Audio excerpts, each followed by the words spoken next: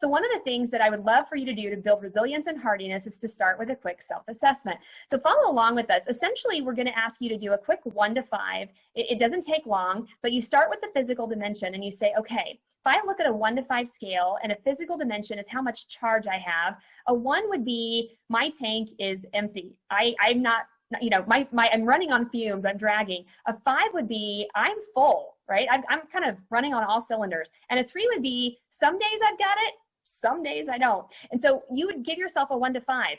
You would quickly then say, okay, how about my mental bounce back factor? How's my attentiveness? How's my factor of being focused or prioritized? Well, a 1 would be a moment where you are lacking focus, you are scattered, really distracted. And a 5 would be where you are lasered in and you've got your priorities set both personally and professionally. And a 3 would be sometimes I do, sometimes I don't. On the third dimension of the emotional bounce back factor, this is really about giving yourself a 1 to 5 on the quality of your responses. So here we're looking at a 1 being mostly consistent negative responses, what we call impairments, or a 5 would be those positive, powerful responses that get more of those quality moments. And a 3 would be maybe you're a bit in between. A really powerful one to assess right now is the social dimension. So that's the fourth one. And now we're asking you to look at a 1 to 5 on the quality of the connections you have in your life.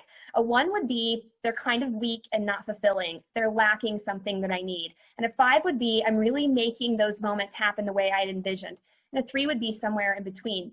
And then finally, that spiritual dimension, again, we're looking at alignment. So we're talking about a 1 being I don't really know where I'm supposed to go. I'm sort of wandering aimlessly. And a 5 would be somebody who's really intentionally aligned. Like they're choosing things in their day that are based on their values. And a 3 would be sometimes I get that right. There's just moments where I'm not. So when you look at this, you're going to have numbers that represent you. And Denny, I recently had a client, a coaching client, walk through this with me. And as we got to her numbers, I said, wow, how powerful is that?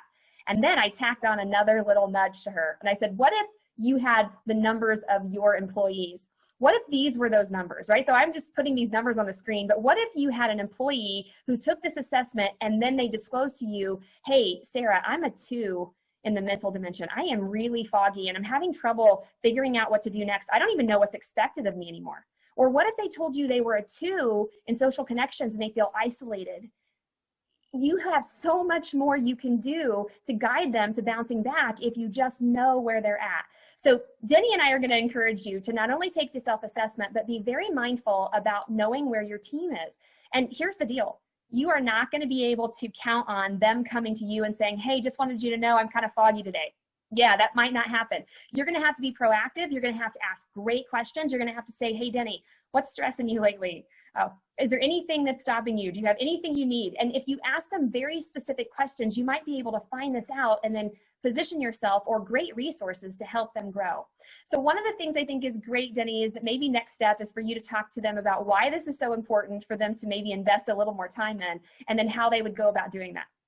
Yes, Sarah, you're absolutely right. And I thought it was so interesting, the point of the client you have, and you're looking, and she's looking at her team. What great insight, because what we have found, as you articulated, is most people aren't going to tell us if we're struggling in certain situations. But if we can be proactive and ask these questions of these individuals, and not only ask them, but give them the tools that they need to help them build that mental attentiveness or the emotional agility. And, you know, as we look back in the last several months, the number of emotional intelligence programs that we've done to help people in these areas. So there are things that we need to do as leaders that we can do to help other people. And the other thing I want to make sure people understand is you can't really just focus on one of these and ignore the other. Because if I just focus on the mental side, I'm missing the physical side. So it's extremely important to look at each one of these areas together. And, you know, I said up front, we need to ask the question for ourselves, and this is extremely important. And one of the things I'm going to share with you as we wrap up here is what research has shown. And Sarah and I have been talking about taking care of ourselves for years with some of the training that we do, but specifically to resilient and hardy individuals. Here's what they have found is, one, is that they have fewer life, work, and interpersonal stressors. because they manage things better. They have more adaptive coping skills.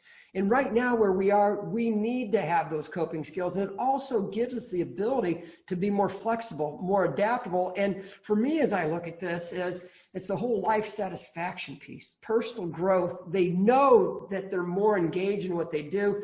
And of course, if we're doing all these things, they're going to be happier. And two of the main things as well is they perform better when facing stress. And think about that as your future leaders or as your current leaders.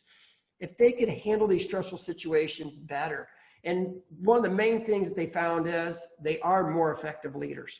Everybody in your organization has the potential to be a leader. As a matter of fact, we would argue they are all leaders. They may not sit at the top, but they are leading other people. So whether it's in your organization, at home, or in the community, we need to be resilient and hardy. So if you are interested in the things that we've been talking about today and the programs we've delivered, you can reach us at the www.ferotgroup.com. You see our email addresses here. You can call us. We're on LinkedIn, but we'd love to answer any questions that you have on, first and foremost, how you can help yourself become the best version of you, but also as you lead your organization. So thanks again for taking the time to be with us today, and we look forward to talking to you in the near future.